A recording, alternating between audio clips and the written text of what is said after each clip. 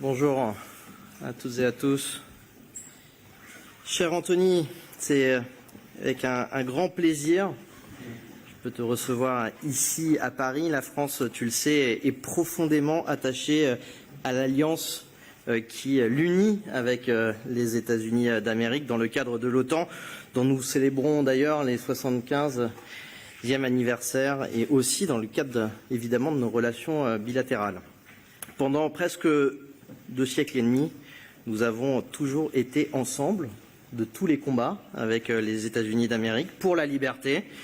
Les États-Unis savent ce qu'ils doivent à la France, mais je peux te dire très concrètement qu'ici en France, nous savons, la France sait ce qu'elle doit également aux États-Unis dans son histoire. En ce 80e anniversaire également du débarquement, nous aurons d'ailleurs l'occasion de le redire avec force, notre amitié franco-américaine, le 6 juin prochain sur les plages du débarquement.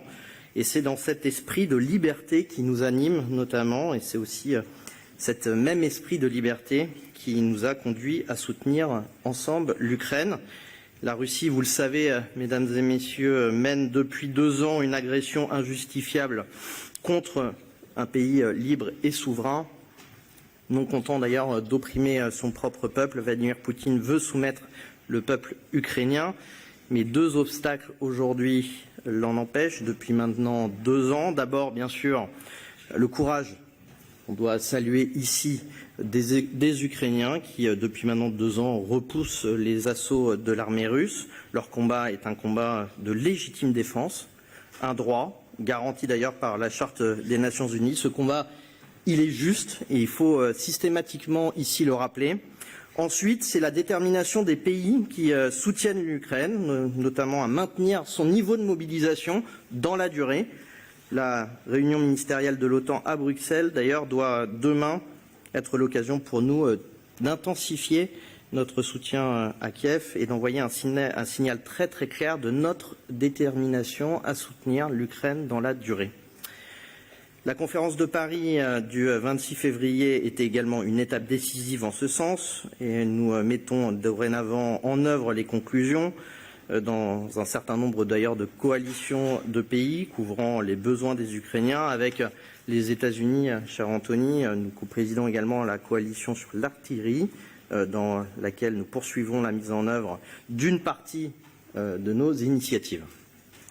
Pour affaiblir ce soutien, la Russie recourt également, et je l'ai dit souvent ici en conférence de presse, aux mensonges et à la manipulation de nos opinions publiques. Je sais qu'elle finance notamment des ingérences, promeut des faux médias, accuse l'Ukraine et l'Europe de crimes commis par d'autres, dernièrement Daesh. C'est d'ailleurs une manière assez grossière de masquer le fait que la Russie s'est trompée d'ennemi en négligeant le risque du terrorisme islamique sur son territoire. Nous serons d'ailleurs déterminés en Europe à contrer cette propagande. Et je vous le dis aujourd'hui, peut-être en guise également d'annonce, que la France proposera d'ailleurs prochainement un régime de sanctions dédié à ceux qui soutiennent les entreprises de désinformation et de déstabilisation de notre pays et de l'ensemble des Européens. C'est une discussion qu'il faut qu'on ait à 27, mais c'est une proposition française. Nous avons, cher Antony, évidemment évoqué le Proche-Orient. Permettez-moi d'abord d'exprimer notre condamnation ferme à la frappe israélienne qui a conduit à la mort de 7 humanitaires de l'ONG World War Central Kitchen. La protection du personnel humanitaire est un impératif moral et juridique auquel tout le monde doit se tenir. La situation, vous la connaissez, la situation humanitaire sur place est catastrophique et s'aggrave de jour en jour. Rien ne justifie d'ailleurs une telle tragédie. Dans ce contexte, les décisions du Conseil de sécurité doivent être mises en œuvre, y compris la résolution 27-28 récemment adoptée. Que dit-elle ? Elle dit tout simplement que tous les otages doivent être libérés immédiatement et sans condition, qu'un cessez-le-feu immédiat et durable doit garantir la protection de tous les civils et l'entrée massive d'aide humanitaire. Et dans ce contexte, j'ai pu présenter également au secrétaire d'État des initiatives de la France au Conseil de sécurité et je pense qu'il est possible de créer un consensus à New York sur la base d'une solution à deux États, sur une paix juste et durable entre Israéliens et Palestiniens, sur des garanties de sécurité de part et d'autre. J'ai trouvé d'ailleurs constructifs nos échanges, une approche constructive. Je continuerai dans les prochaines semaines, dans les prochains jours, à faire ce travail auprès des acteurs de la région et auprès également des membres du Conseil de sécurité, d'ailleurs qu'ils soient élus ou membres permanents. Nous devons également éviter l'escalade régionale, je pense notamment au Liban. Nous avons également évoqué cette question où la France a fait des propositions accueillies favorablement par les parties libanaises. Je continuerai également à parler à tous les acteurs qui sont intéressés. Tous les acteurs, y compris l'Iran, doivent s'abstenir de rechercher l'escalade. Nous avons également évoqué la guerre au Soudan, une des pires crises humanitaires au monde. Un an après d'ailleurs le début du conflit, nous organiserons à Paris le 15 avril une grande conférence humanitaire sur le Soudan, présidée par la France, l'Allemagne et l'Union européenne. Nous devons nous mobiliser sur cette grande crise qui est clairement oubliée, à la fois des médias et des responsables politiques. Et je sais que je peux compter en tout cas sur l'investissement des États-Unis, cher Antony, pour faire que cette conférence soit un succès au service des populations en détresse. Enfin, une autre crise qui préoccupe la France et les États-Unis au Caucase Sud. Nous avons réaffirmé notre attachement à l'intégrité territoriale de l'Arménie, aujourd'hui mise en cause par l'Azerbaïdjan. Je veux redire ici ma préoccupation face à l'emballement et à la rhétorique azerbaïdjanaise, la multiplication des fausses informations émanant de Bakou et tendent d'ailleurs à imputer à l'Arménie la responsabilité d'une escalade qu'elle est peut-être la seule aujourd'hui à vouloir éviter dans cette partie du monde. Je veux je vois d'ailleurs dans ces exercices de propagande beaucoup de similitudes avec ce que la Russie impose à l'Ukraine. Et je pense que nous devrions, cher Antony, y être également très attentifs à 6 mois de la tenue de la COP 29 à Bakou. Voilà, monsieur le secrétaire d'État, pour cette courte introduction. Je me réjouis en tout cas de poursuivre ces échanges à Bruxelles demain. Et dans les semaines qui viennent, nous avons encore tant à faire pour que les valeurs qui ont en réalité fait nos deux pays puissent prévaloir dans l'ensemble de la scène internationale. Cher Antony, merci en tout cas de ces discussions. Je te cède la parole et encore une fois, merci de la qualité de nos échanges. Merci. Je suis vraiment ravi, comme toujours, de me retrouver à Paris. Et je tiens, Stéphane, à te remercier pour cet accueil si chaleureux et justement une conversation importante et, je crois, très constructive. Si tu me le permets, je vais continuer en anglais pour mes collègues. And as I just said, it's always wonderful to be back in Paris, but I especially wanted to thank my colleague and friend, Stephane, for the incredibly warm welcome, but also the quality of the conversation that we had. He covered most of what we've talked about. Let me just add a couple of quick points of emphasis. On Ukraine, we discussed the imperative of continuing to support Ukraine so that it can effectively defend itself against the ongoing Russian aggression.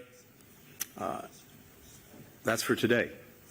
But also to make sure, through the work that we're doing, to help Ukraine build a strong military for the future, to attract private sector investment so that it builds up its economy, and to continue to strengthen its democracy, in particular by moving down the accession path toward the EU, we are ensuring that we will have a Ukraine that stands strongly on its own feet, militarily, economically, democratically.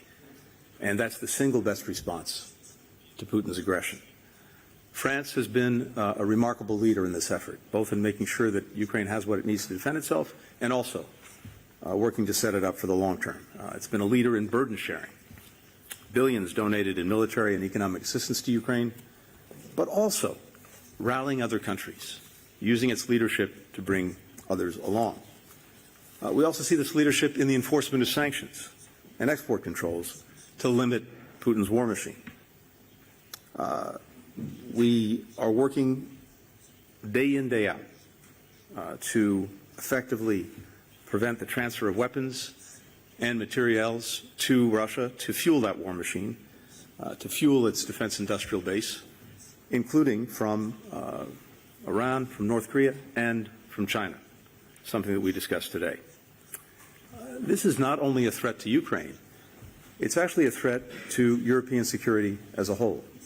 And so there's a strong interest on the part of France, on the part of all European countries, to do everything we can to prevent the ongoing bolstering of Russia's war machine. Part of our shared challenge, too, is making sure that we are continuing to build up and energize our defense industrial base. Earlier today, I had a chance to tour a factory where munitions are being produced. These munitions, French munitions, American munitions, munitions coming from other parts of Europe and well beyond, have been absolutely essential in ensuring that Ukraine could stand up against the Russian onslaught. We have to build a stronger allied defense industrial base that's capable of meeting the challenges of today, but also future challenges. And that's also one of the reasons why it is essential that the United States Congress pass President Biden's supplemental budget request as soon as possible, indeed, when it returns from its recess. That would further turbocharge our own defense industrial base while creating more good jobs in the United States. As Stephane said, we also spent some time talking about the Middle East. We've been grateful for France's partnership on the crisis in the Middle East and indeed working together to prevent the conflict that we see in Gaza from spreading to other parts of the region. Both of us agree on the need to get to the quickest possible ceasefire, to allow the release of hostages, to enable the surge and sustainment of humanitarian assistance. As I mentioned, we're coordinating closely when it comes to Lebanon and trying to prevent any spread of the conflict there, finding a diplomatic way forward. We're also working together on creating a path to a more durable and lasting peace, with security guarantees and political guarantees for Israelis and Palestinians alike. Let me also reiterate what Stephane said about the attack on the World Food Kitchen members, World Central Kitchen, excuse me. First, I can only say that for so many of us, we extend our condolences to the loved ones, to the families, the friends, the colleagues of those who lost their lives, as well as those who were injured. I spoke to Jose Andres just about a week ago about the efforts that World Central Kitchen is engaged in Gaza, as it is in many other conflict zones around the world, including in Ukraine. They have been doing extraordinary, brave work, day in, day out, and critical work to try to make sure that people in need get what they need, starting with the most basic thing of all, food to survive. The victims of yesterday's strike join a record number of humanitarian workers who have been killed in this particular conflict. These people are heroes. They run into the fire, not away from it. They show the best of what humanity has to offer when the going really gets tough. They have to be protected. We shouldn't have a situation where people who are simply trying to help their fellow human beings are themselves at grave risk. We've spoken directly to the Israeli government about this particular incident. We've urged a swift, a thorough, and impartial investigation to understand exactly what happened. And, as we have throughout this conflict, we've impressed upon the Israelis the absolute imperative of doing more to protect innocent civilian lives, be they Palestinian children, women, and men, or be they aid workers, as well as to get more humanitarian assistance to more people more effectively. Finally, let me just say that, as you heard from Stephane, we touched on a number of other issues. I think what we see is an extraordinary convergence between France and the United States on the major challenges of our time. We're cooperating together to try to ensure a free and open Indo-Pacific. That means a region where countries are free to choose their own path and their own partners, where problems are dealt with openly, where rules are reached transparently and applied fairly, where goods, ideas, people flow freely and lawfully. We're proud partners in the Paris Climate Summit, including joint efforts to advance civil nuclear energy as a greener alternative. Finally, let me just say how grateful we are as well to President Macron for his longstanding leadership on some of the most important cutting-edge issues of the day. For example, all of the issues attendant to cyberspace, uniting governments, private sector, civil society around rules of the road that reflect our shared values and our shared interests. It is, I think, very fitting that we are celebrating two landmark anniversaries this year. The 80th anniversary of the liberation that Stephane alluded to, as well as the 75th anniversary of NATO, the alliance, the defensive alliance that joins us together.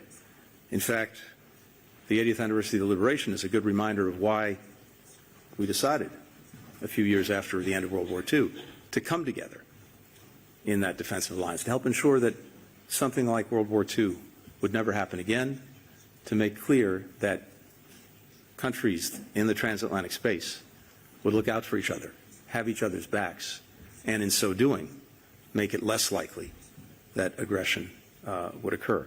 So there's a lot to look forward to in the weeks and months ahead, even as we deal with the challenges of this moment, and I look forward to being back in France to do that. Thank you. Thank you.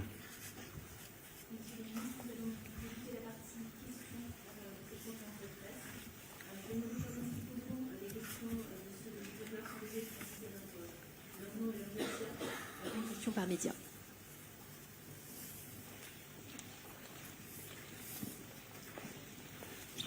Thank you very much. Could you please stand up, please? Of course. Thank you. Don't drop the laptop, John. Sorry about this. Very disorganized over here. Mr. Secretary, as the leader of the U.S. Department that has approved the transfer of the vast majority of the Israeli bombs dropped in this conflict, do events like the bombing of the World Central Kitchen convoy give you pause about continuing the flood of U.S. weapons into Israel? And a second question for both of you, Secretary Blinken and Minister Sejourne, that there has been a rise of Ukrainian strikes on Russian oil refineries. The West is fairly united in saying these strikes are justified. Do you think hitting these facilities is the right strategic approach for Ukraine? Please. Thank you, John. Let me take the second question first. It has been our view and policy from day one when it comes to Ukraine to do everything we possibly can to help Ukraine defend itself against this Russian aggression. At the same time, we have neither supported nor enabled strikes by Ukraine outside of its territory. With regard to arm transfers, look, I think it's very important to put this in its proper perspective and to understand what we're talking about. First, we have a long-standing commitment to Israel's security and to helping ensure its ability to defend itself. That's been a policy from administration to administration, Republican, Democrat, back and forth. And indeed, that policy developed over many years, developed into successive agreements between the United States and Israel, long-duration agreements, 10 years in this case, to provide military assistance over that time frame to about $3 billion a year. That's the system that's in place, and it's long been in place. These arms transfers, every single one, happens consistent with statutory and policy requirements. That includes both informal and formal notifications to Congress, and it's what we do with every country with whom we have a defense relationship that involves the sale or transfer of arms. Now, the other important piece of context is this. With Israel, and this is also true with other countries, there are a number of open cases, open requests of previously notified cases which have not been fully fulfilled or completed. In the case of Israel, for example, there are many requests that were made and were notified to Congress and agreed to that go back a decade or more. And it takes time often to produce the material or the weapons in question, the parts, etc. These complex systems, simply put, can take years to actually allow us to fulfill the request and the agreement. So many of the cases that you occasionally report on now underwent congressional review years ago and were notified years ago, well before the conflict in Gaza started. Isn't that more of a problem, though, because they were approved in a non-wartime context? Well, the Congress never had a chance. Let me come to that, because again, all of this context is very, very important. We, of course, also go out of our way to make sure that we're actually going above and beyond the law and what's required. In briefing Congress, we go to the relevant oversight committees. We make sure that they're aware of ongoing transfers above the statutory threshold, even ones that they've approved a long time ago. And even when there's no requirement that there be additional notice or additional approval of any kind. Now, we've been focused on trying to make sure that October 7th can never happen again. But having said that, the security relationship we have with Israel is not just about Gaza, Hamas, October 7th. It's also about the threats posed to Israel by Hezbollah, by Iran, by various other actors in the region, each one of which has vowed, one way or another, to try to destroy Israel. So the weapons, the systems that Israel has sought to acquire, and as I said, have been contracted in many cases over many, many years, go to self-defense. They go to deterrence, trying to avoid more conflicts. They go to replenishment of their supplies and their stocks. So that's the system that's in place, has been in place for a long time, and one that continues. Now, as to the conflict in Gaza, from day one, we have worked to impress upon Israel the imperative of protecting civilians, of adhering fully to international humanitarian law, to the law of armed conflict.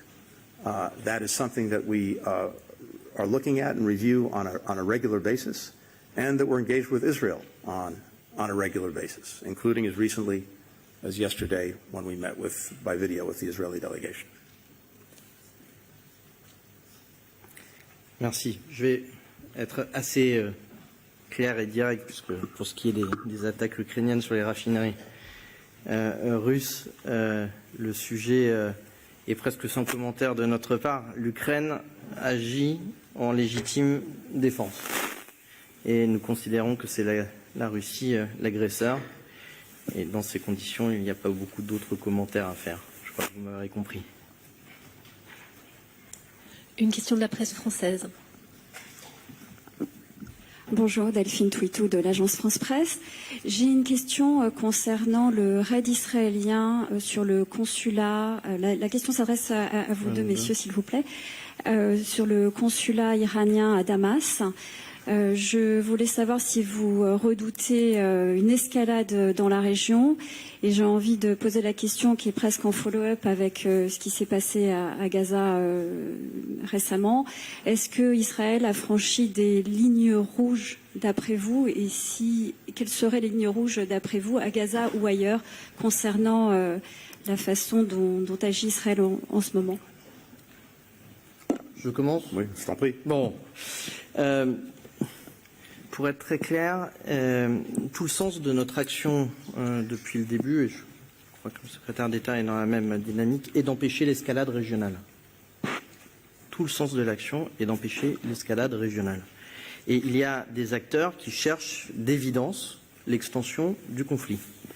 Au nord Israël, en mer Rouge, on en a discuté, on l'a déjà commenté beaucoup ici, dans les frappes contre les États-Unis, en Syrie ou en Irak d'ailleurs. Et donc le risque d'embrasement est entièrement leur responsabilité. Voilà. Donc moi, je n'ai pas, y compris de qualification à faire, mais à vous dire que tout le sens de notre action est d'empêcher cette escalade et que, dans ce cadre-là, nous nous abstiendrons de qualifier ce qui s'est passé. Et je ne peux que vous dire la même chose, c'est exactement la même approche. On travaille ensemble très étroitement, justement pour éviter une escalade, que ce soit au Liban, que ce soit en Irak, que ce soit en Syrie, que ce soit la mer Rouge, au Yémen, etc. Et en ce qui concerne les frappes en Syrie, nous essayons de connaître les faits. Nous sommes en train d'apprendre exactement ce qui s'est passé et nous continuerons pour le savoir en détail. Mais nous œuvrons tous les jours ensemble, la France et les États-Unis, surtout au Liban, pour éviter qu'il y ait un conflit entre les parties. Conflit d'ailleurs que nous sommes persuadés ni les Israéliens, ni Hezbollah, ni le Liban désirent, et ni l'Iran. Nous allons prendre une autre question de la presse américaine.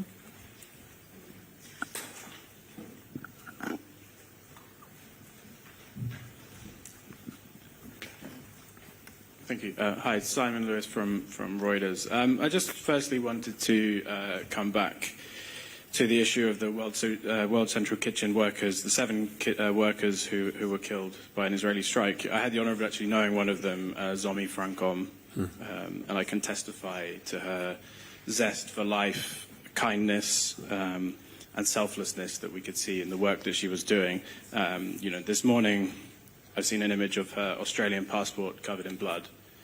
It's quite striking.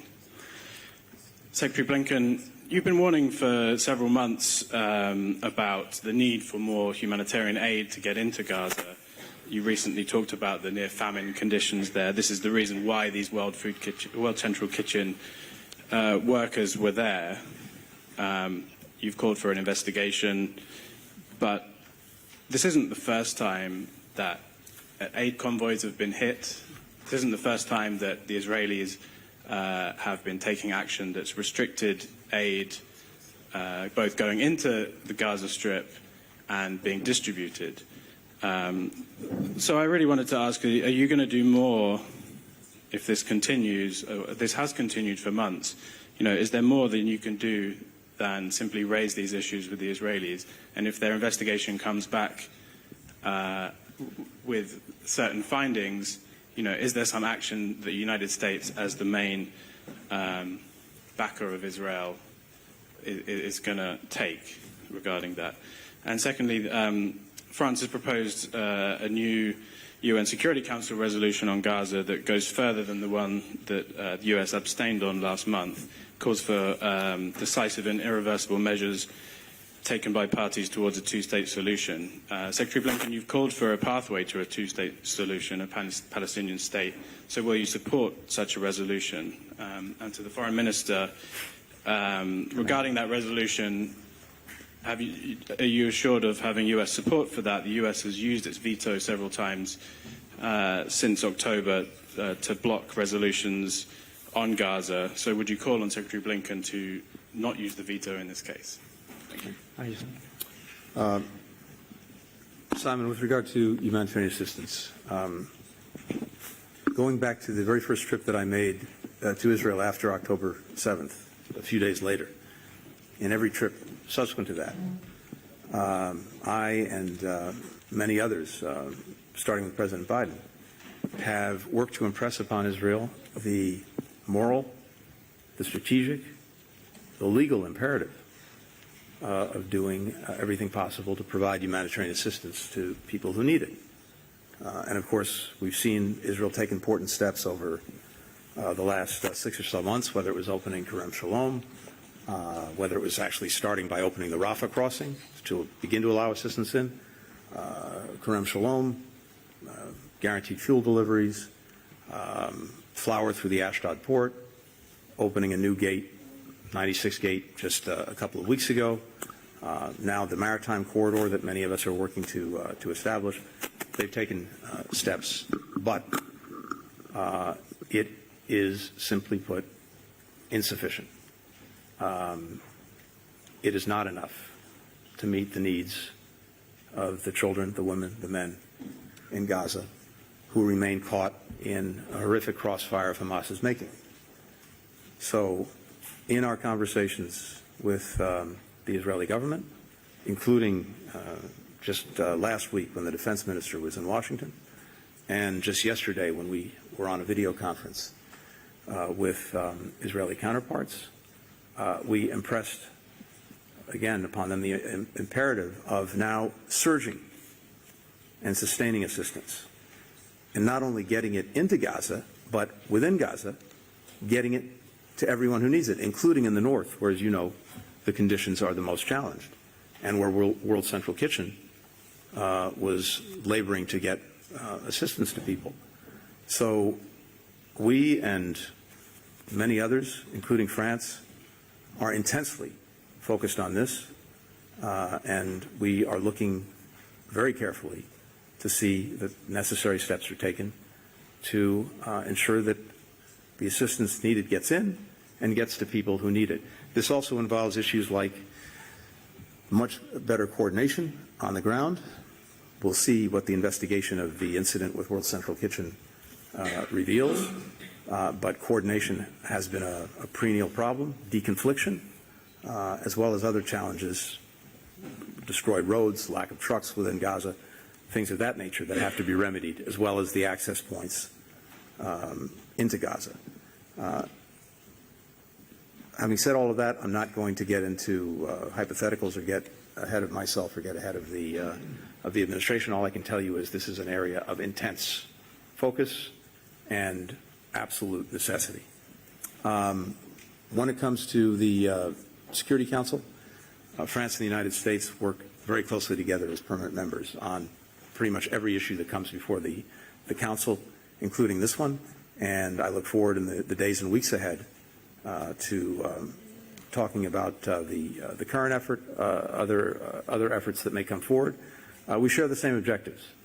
I think, based on my conversations with Stephane, I think we both agree that getting an immediate ceasefire to enable the release of hostages and the surging of humanitarian assistance would be the best next step that we could have to actually really change things on the ground. So we want to make sure that we're maximizing the efforts to do that. Negotiations with regard to a ceasefire and the hostages are ongoing. We also agree that we have to find a path to a durable, lasting peace for Palestinians and Israelis alike. And we both agree that ultimately that has to include the establishment of a Palestinian state with necessary security guarantees for Israel. So we're aligned on the fundamentals, and we'll be talking in the days and weeks ahead about any of the measures that are before the Council. Oui, de notre côté, nous avons déjà salué la semaine dernière l'adoption de la résolution et nous appelons d'ailleurs les parties à respecter le contenu. S'il n'y a pas de respect du contenu, il n'y a plus de droit international et il n'y a plus de réglementation multilatérale.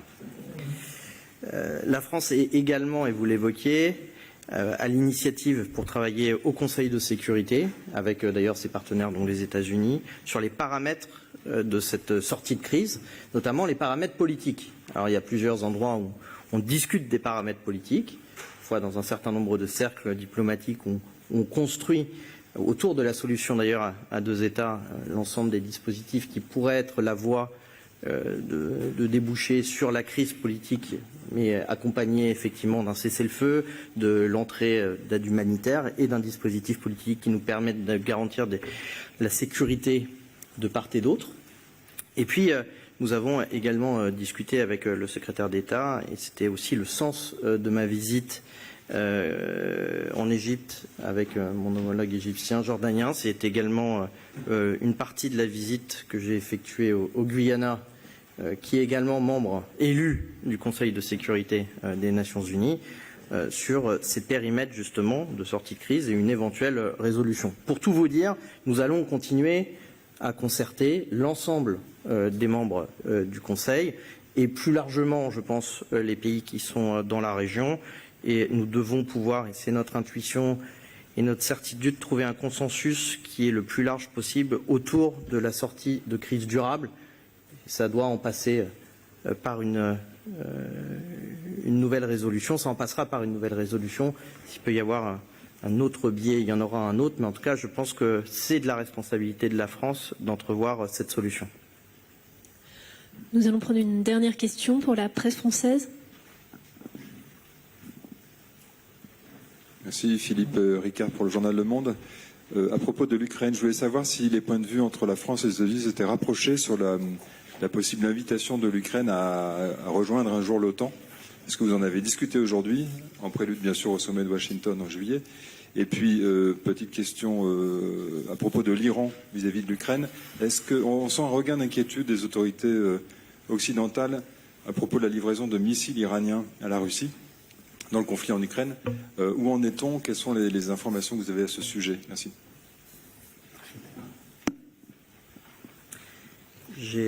Comme nous l'avons d'ailleurs dit au sommet de Vilnius, mais je pense que on partage ce point-là. Les États membres de l'OTAN s'engagent à soutenir les réformes de l'Ukraine dans la voie de l'intégration, évidemment, à l'OTAN. Et nous devons d'ailleurs travailler à ce sommet de l'OTAN, à celui d'abord de l'unité. Et je pense que c'est important. Je pense que et la France et les États-Unis sont attachés à cette unité sur ce sujet-là. Et donc, dans les prochaines heures et dans les prochains jours, je pense qu'on confirmera une unité des pays de l'OTAN autour de cette formule qui devrait rester la même, celle de Vilnius.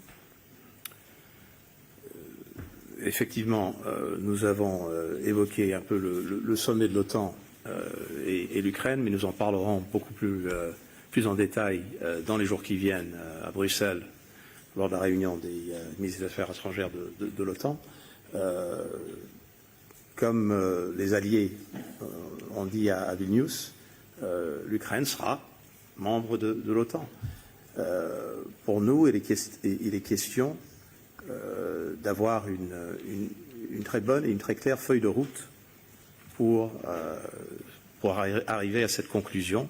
Et je crois que le sommet de l'OTAN, 75e anniversaire, justement, sera très concentré sur, de façon très concrète,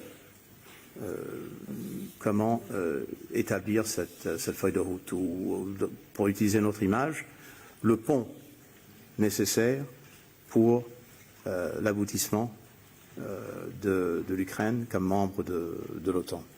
Et en ce qui concerne les missiles venant de l'Iran, qui arrivent en Russie et qui sont utilisés contre le peuple ukrainien, effectivement, nous l'avons évoqué, nous travaillons ensemble pour essayer d'interrompre ou sinon de pénaliser tout apport de ce genre de soutien, que ce soit de l'Iran, de la Corée du Nord ou autre, y compris la Chine. Et c'est aussi quelque chose qu'on évoquera sans doute avec nos collègues de l'OTAN dans les jours qui viennent. Merci, Monsieur les ministres. Cette question conclut la conférence de presse. Merci de votre participation. Merci beaucoup. Merci.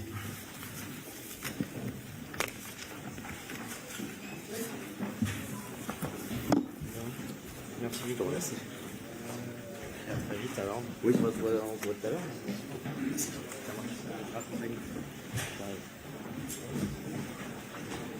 marche.